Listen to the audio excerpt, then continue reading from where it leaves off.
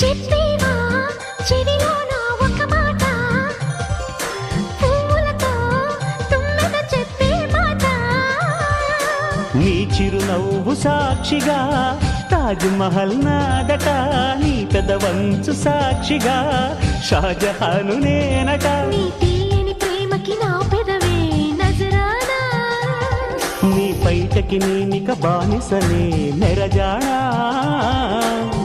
అనంతాల ఆత్మ నీవై చేరుకున్న వేళలో, కోకలు కట్టిన కోయిలా ఓ కమ్మని కౌగిలియవే.